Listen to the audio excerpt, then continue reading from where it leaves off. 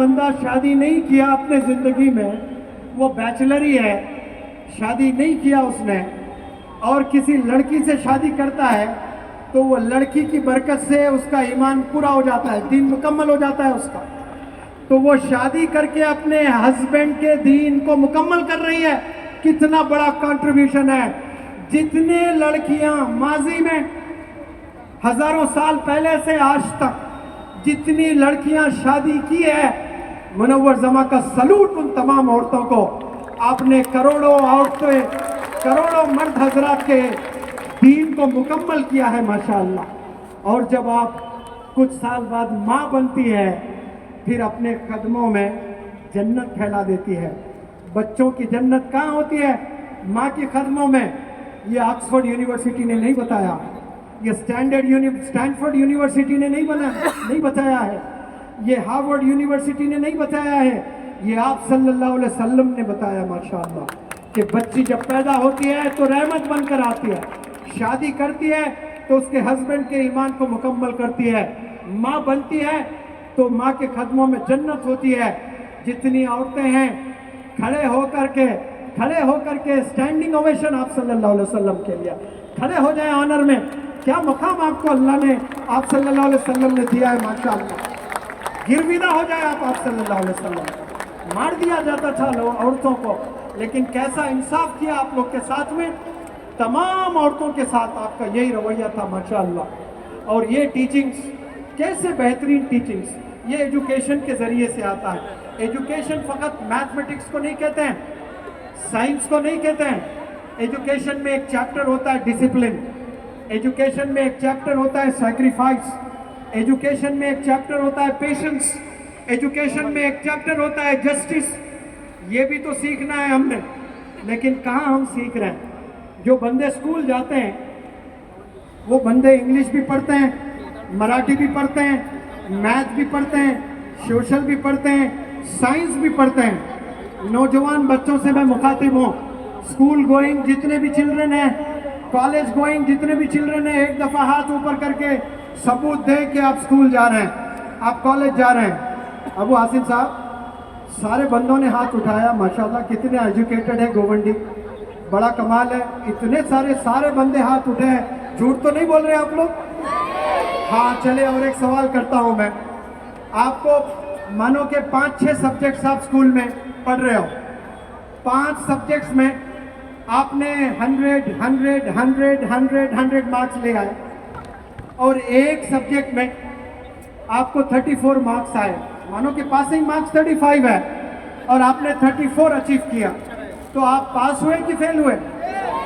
आवाज में बोले भाई। अरे मैं बोलते बोलते नहीं थक रहा है, आप एक दफा बोलने के लिए थक रहे हो।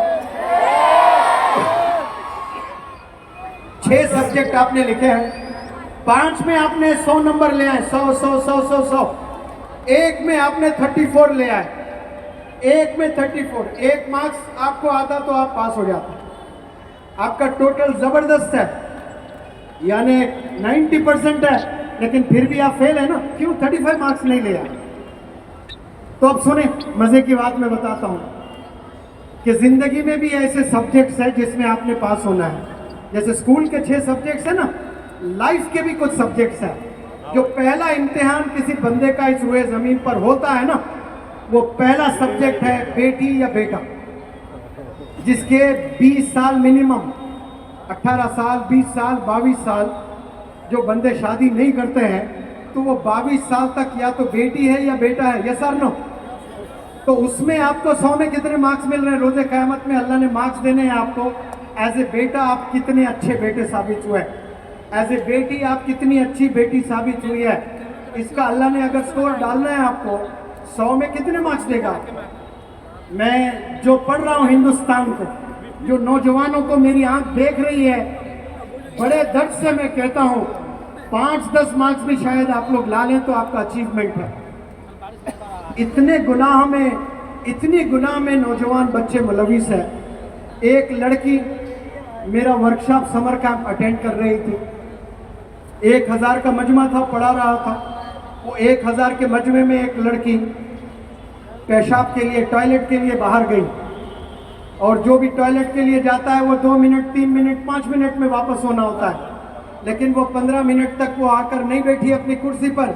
और हमारी टीम ऐसी ज़बरदस्त टीम है, वो जाकर इंक्वायरी करने लगी कि टॉयलेट में अभी तक क्यों नहीं आई वो बच्ची। जाकर टॉयलेट में देखे तो वो लड़की है ही नहीं।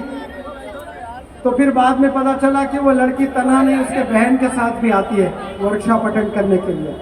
उस बहन को बुलाया गया, ऑडिटोरियम के बाहर पूछा गया, आपके साथ आपकी बहन भी आती है ये वर्कशॉप अटेंड करने? उसने कहा हाँ सर मेरी बहन भी आती है। कहाँ है? अभी तो थी कुछ देर पहले। तो नहीं सर वो तो टॉयलेट गई है। तो हमने कहा कि टॉयलेट में तो है नहीं वो लड़की। तो नहीं पता सर मुझे कहाँ गई है। तो हमारी टीम ने दबाकर पूछा बताओगी या फिर हमें मालूम करना है अपने तरीके से? तो वो लड़की ने कहा कि नहीं नहीं सर मुझे नहीं पता। ठीक है आपके डैडी को फ़ोन लगाता हूँ। हमारी टीम ने फ़ोन लगाना शुरू ही किया। वो लड़की ने कहा कि sir sir sir sir please please please please please daddy को फ़ोन मत कीजिए। वो लड़की बॉयफ्रेंड से मिलने गई है। ऑडिटोरियम के कुछ दूर पार एक बेकरी है, वो बेकरी में बॉयफ्रेंड से मिलने गई है। अब क्लास होने के बाद वो लड़की आई है बहन से मिलने, क्योंकि एक साथ बाप लेकर जाता है गाड़ी पर बिठाकर। बाप को धोखा नहीं दे रही है, अल्लाह ने मार्क्स देना है उसको। बेटी कितने मार्क्स देगा अल्लाह सुब्हानहू तआला? 0 देगा। बाप को धोखा दे रही है, बुरखे में है और बॉयफ्रेंड से मिलने जा रही है। उसको बुलाकर पूछा मैंने कि कहाँ थी आप, ये क्या हरकत है आपकी? तो वो लड़की ने कहा, बड़ी अजीब बात है, गौर से सुने आप लोग, कि सर मैं ये मामलात में थी नहीं, लेकिन मेरी बहन ने मुझे ये मामलात में डाला। मुझे कोई बॉयफ्रेंड नहीं था, लेकिन मेरी बहन को 3 साल से बॉयफ्रेंड है। वो रोज़ाना बॉयफ्रेंड नहीं, एक नहीं 2-3 से बात करती है और मुझे एनकरेज करती जाती है, ये भी कोई ज़िंदगी है, तू भी किसी बच्चे से बात कर ले, तू भी ऐश कर, तू भी पार्क जा, तू भी मैकडोनल्ड्स जा, कुछ खा, ये ज़िंदगी थोड़ी है, एंजॉय कर तू। तो सर मैं कुछ दिनों से मैं एक लड़के से बात कर रही हूँ, वो लड़के से मिलने गई है। यानी बड़ी बहन अपनी छोटी बहन को ये एनकरेज कर रही है कि तू जाकर बॉयफ्रेंड से मिल। वो इसलिए कर रही है ताकि उसकी चोरी पकड़े ना जाए। वो घर में अपने माँ बाप पूछें उसको, छोटी बेटी से, कि बड़ी बेटी क्या क्या है माजरा, कुछ अलग अलग हरकतें कर रही है, तो छोटी बेटी डिफेंस में आए। तो आज ऐसे कितनी बहनें हैं जो छोटी बड़ी बहन को और बड़ी छोटी बहन को इंकरेज करती है कि जाओ आशिकी करो। ऐसे कितने भाई है जो बड़ा भाई कहता है छोटे भाई को चाह वो लड़की को पटा ले, भाई भाई को कह रहा है, बहन बहन को कह रहा है, और दोनों मिलकर माँ बाप को धोखा दे रहे हैं। इससे बड़े भी कोई धोखेबाज दुनिया में हो सकते हैं जो माँ बाप को धोखा देते हैं? कोई हो ही नहीं सकते। जो माँ बाप को धोखा देते हैं वो किसी के साथ वफा नहीं कर सकते इस रोए ज़मीन पर। जिसने आपको पैदा किया है, आपके लिए मेहनत की है, और कितनी मेहनत की है वो रोज़े क़यामत में आपको पता चलेगा। और वो छोड़कर आप गंदे कामों में मुलविस हो रहे हैं। लोग तड़प रहे हैं एजुकेशन के लिए, काश मुझे मौका मिल जाए तो मैं स्कूल जाऊं, मैं कॉलेज जाऊं। लेकिन अल्लाह ने आपको स्कूल भी भेजा, कॉलेज भी भेजा, यूनिवर्सिटी भी भेजा, लेकिन आपने कभी फोकस नहीं किया एजुकेशन पर। याद रखो नौजवान बच्चों, ये गुनाहों से आपने बचना है। अपने वालिदैन को धोखे में मत रखें। पहला जो रोल होता है आपका, जिंदगी का पहला सब्जेक्ट है वो बेटा और बेटी, उसमें आपने 100 मार्क्स ले आने हैं। ले आओगे आप लोग 100? तो जिना नहीं करना है आपने, गुनाह नहीं करना है आपने। मैं अश्योरेंस के साथ कह सकता हूँ, पिछले 500 साल में जितने लोगों ने जो गुजर गए, गुनाह को लेकर तसव्वुर भी नहीं किए कभी कि ऐसा गुनाह हम कर सकते हैं। आज के नौजवान 100 बच्चे मिलकर 10 मिनट में मोबाइल में कमरों में बैठकर वो गुनाह कर डाले। जो 500 साल में जो लोग सोचे भी नहीं, तसव्वुर भी नहीं किए, वैसे तमाम गुनाह आज मोबाइल के ज़रिए से हो रहे हैं। जो मोबाइल हाथ में नौजवान बच्चे थामे हैं, मैं उसको मोबाइल नहीं कहता हूँ, मैं उसको कैंसर कहता हूँ। वालिदैन उनके हाथ में कैंसर की डिजीज़ को थामा है, ये लो बेटा अपने करियर को तबाह कर लें, ये लो बेटा आने वाली नस्लों को तबाह कर ले। और ये मोबाइल हाथों में थाम कर न जाने कितने नौजवान बच्चे आज डिस्ट्रैक्टेड है, पढ़ाई से दूर है।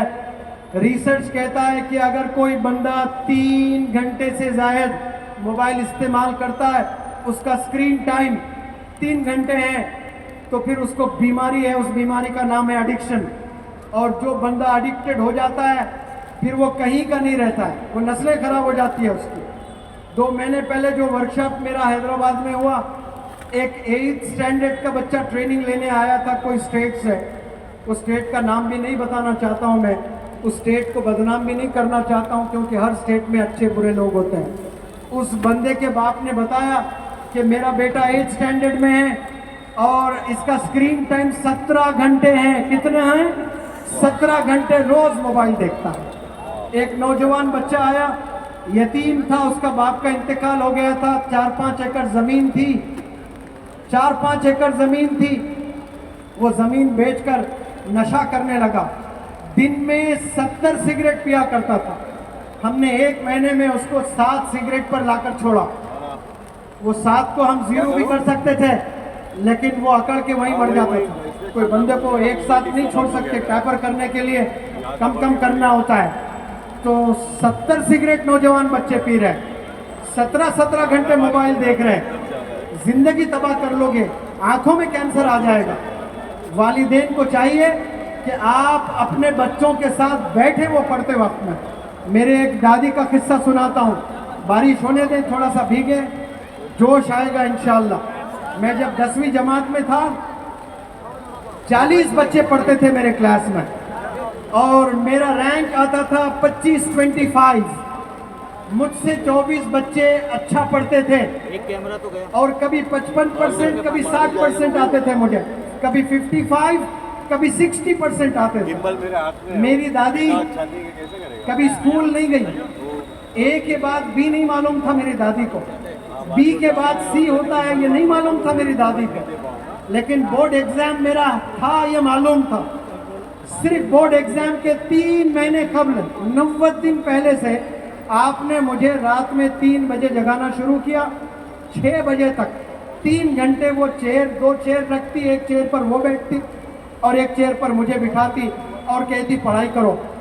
अब 6 बजे तक मैं 3 घंटे रोज पढ़ता था और 3 घंटे सिर्फ रोज नहीं पढ़ता, ऐसे 3 महीने पढ़ा, 90 दिन पढ़ा, 270 घंटे पढ़ा। फिर फजर की नमाज पढ़कर मैं मैथ ट्यूशन पढ़ने जाता था और उसके बाद बोर्ड एग्जाम दिया तो मुझे 55% से 82% आया। उस जमाने में 82% यानी 95 के बराबर है। और क्लास में मैं 3rd बेस्ट स्टूडेंट था। 25 नंबर से जाकर मेरा काम 3रे नंबर पर मैं। तो जब मैं रिपोर्ट कार्ड लेने स्कूल पहुंचा, जो टीचर्स ने मुझे पढ़ाया वो टीचर्स ने तंज किया मुझ पर। वो तंज क्या कहकर किया? तूने जरूर चीटिंग की होगी एग्जाम में, वरना तुझे 3rd रैंक कैसे आता है, हमेशा 25 आता तुझे। मेरी दादी ने अबू आसिम साहब वो काम किया जो मेरे पूरे स्कूल के टीचर्स नहीं कर पाए। और वो दादी जिनको ए के बाद बी नहीं पता था, आज बैठते हैं सारे औरतें पाकिस्तान की सीरियल्स देखते बैठते हैं कि रमजान में मुझे यही यही यही ड्रेस लेना है। आप बताएं, मूवीज देखते हुए, इंस्टाग्राम देखते हुए माएँ बैठी हुई हैं। आज तमाम माओं से, तमाम दादियों को मैं अपील करता हूं कि मेरी दादी जैसा आप काम करें और एक मुनव्वर जमा आपके घर से भी निकलेगा इंशाअल्लाह। जितने दादियां हैं, एग्जाम से सिर्फ 3 घंटे कबल, 3 घंटे पहले आपने मेहनत की है, 3 महीने तक, तो ऐसा रिजल्ट आया है। आप लोग, आपको पढ़ाई नहीं भी आती है तो आप अपने बच्चों के साथ बैठकर सिर्फ देखते रहिए उन्हें। जैसे वालिदैन को देखना भी इबादत है। हर गरीब हज नहीं कर सकता है, उम्रा नहीं जा सकता है, और जिनके पास पैसा है वो पैसे से उम्रा तो कर सकते हैं, लेकिन उम्रा कबूल हो रहा है कि नहीं हो रहा है कोई गारंटी नहीं है। हज कबूल हो रहा है नहीं हो रहा है कोई गारंटी नहीं है। लेकिन आपके घर में बाप है और वो कमरे में सोया पड़ा हुआ है, सो रहा है, और आप बाप को देखकर मुस्कुरा रहे हो, मकबूल हज का सवाब है और ये रोज पा सकते हो सवाब आप। गिरेगा ना कैमरे के जो पास लोग माइक मशक्कतें कर हज पर जाते हैं, कबूल होता है नहीं होता है कोई गारंटी नहीं है, लेकिन याद रख लें आपके घर में आपके वालिद हैं, सिर्फ मुस्कुरा कर देखें आप, इबादत है, इसको इबादत समझकर आप, मैं माओ से इल्तिजा करता हूँ, क्लास में स्कूल से आने के बाद रोजाना 3 घंटे आप अपना मोबाइल ऑफ कर लें, लॉकर में डाल दें, मेरी दादी की तरह बस कुर्सी पे ऐसा बैठे रहें और देखते रहें, नजर रखें, बस इंशाल्लाह आपके घरों से डॉक्टर APJ कलाम पैदा होगा, आपके घरों से इंशाल्लाह मौलाना अबुल कलाम आजाद आएंगे, आपके घरों से फिर top business entrepreneurs Ratan Tata फिर से पैदा होना शुरू हो जाएंगे इंशाल्लाह। ये वालिदैन का बड़ा किरदार होता है, वालिदैन बहुत बड़ा रोल अदा करते हैं। एक बात कह के मैं मेरी बात को खत्म करता हूँ। मेरी एक स्टूडेंट है राजस्थान की, उसको एक बीमारी है, बोन वाली बीमारी, वो ऐसी बीमारी गिर जाते तो हड्डी टूट जाती, उसकी 7 दफा हड्डियां टूट गए थे पैर के, कितनी दफा बोले जोर से, 7, और 17 ऑपरेशन हुए थे पैर के, और वो बौनी थी, मर जाएगा, राजस्थान के छोटे गांव में रहा करती थी, तो उसके खानदान में उसके बच्चे वगैरह भाई बहन सबको यही बीमारी जो बौने